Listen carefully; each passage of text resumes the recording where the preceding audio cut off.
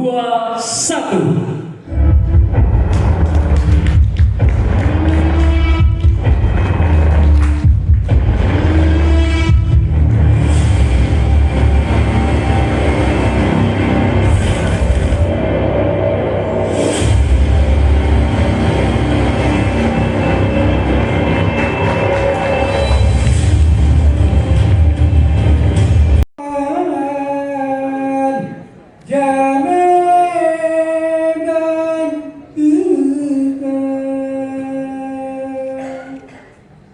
Assalamualaikum Intan bulan Leluri salim Kuarengka Kujame Karena salim Nabi kun sunat Jaratan umat Syarat mulia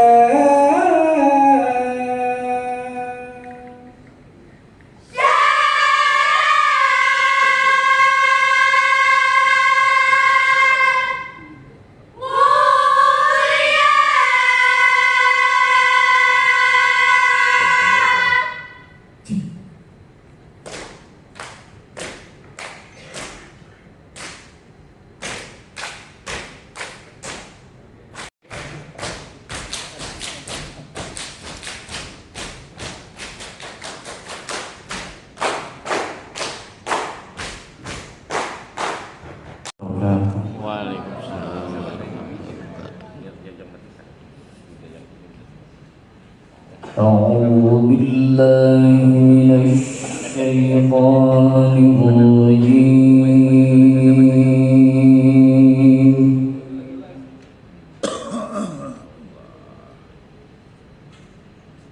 بسم الله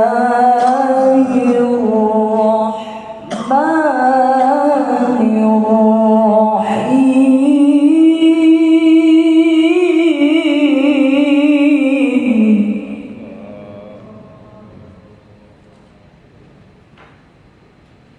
أمن هو قانت آناء الليل ساجدا وقائما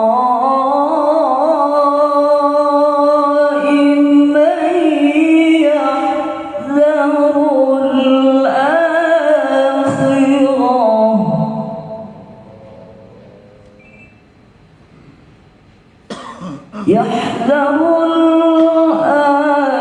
الآخرة ويرجو رحمة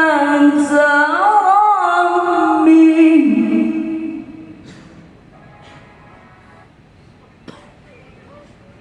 قل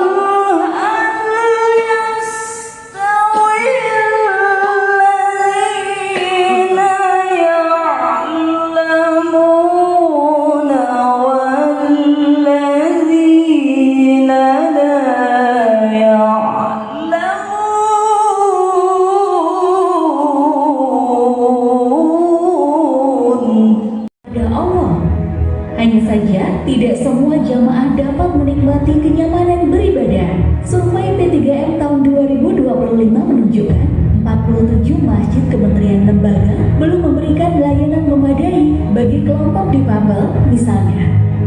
Situasi ini menunjukkan masih adanya tantangan besar di lapangan. Bagi penyandang disabilitas dan kalangan lansia, akses untuk beribadah tidak selalu mudah. Tangga yang curam, tidak adanya rem atau handrail, ketiadaan lift, kursi sholat, hingga Al-Quran Braille dan juru bahasa isyarat saat khutbah. Semua ini menjadi tantangan nyata dalam menunaikan ibadah di masjid. Sejak 2024, Kementerian Agama melalui Direktorat Jenderal Bimbingan Masyarakat Islam meluncurkan program bantuan rintisan masjid ramah difabel dan lansia. Juga ada regulasi standar masjid ramah difabel. Berbagai fasilitas aksesibilitas terus dibangun agar masjid benar-benar menjadi ruang inklusif, ramah difabel, dan ramah lansia. Program ini ditandai dengan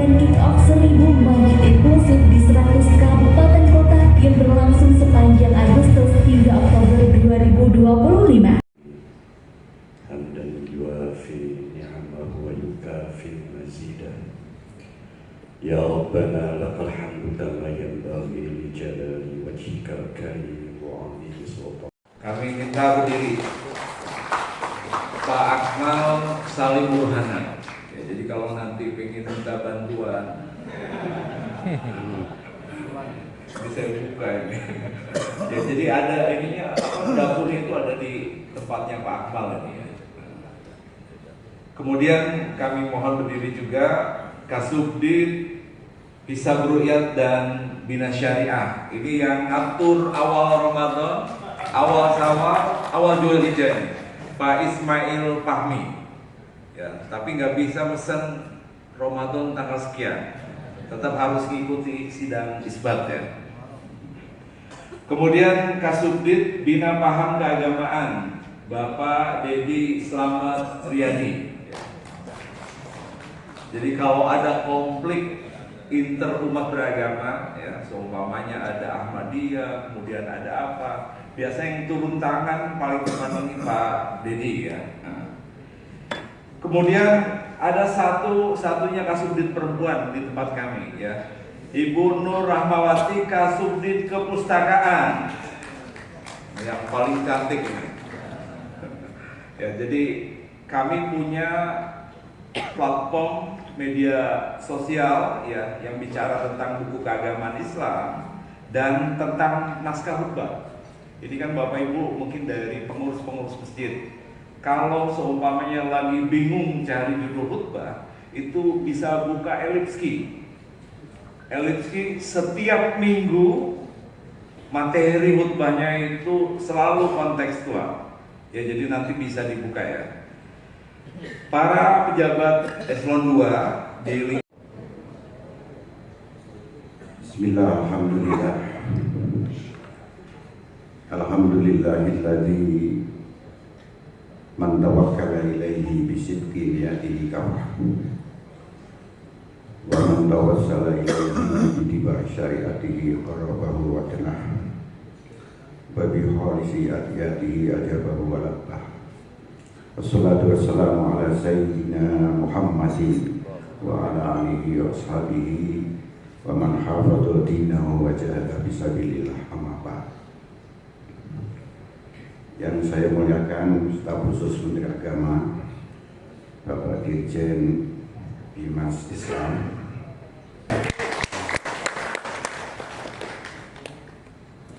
karena itu kalau tadi dari rumah niatnya sudah benar, kemudian nanti hasil diskusi, hasil apa yang nanti disampaikan Pak Tisami dilaksanakan sesuai dengan tema acara pada pagi hari ini. 1000 masjid inklusif ngurusin difabel dan lansia. Nah, masuk kategori lansia itu saya sebenarnya.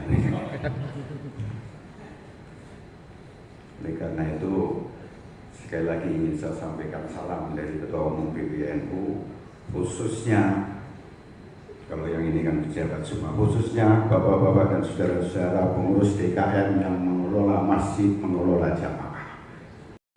Tapi menjadi mujahid terus itu susah. Terus menjadi mujahid itu susah. Istiqomah itu. Nah, kebetulan saya ini merbuat masjid Kiai Mansur itu. Dulu merbuat masjid.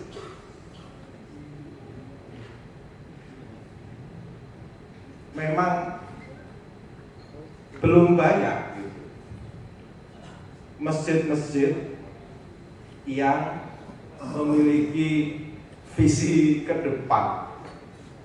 Kan nasib kita ke depan ini kan sebenarnya kan sudah dipikirkan sama Pak Kiai Asad ini.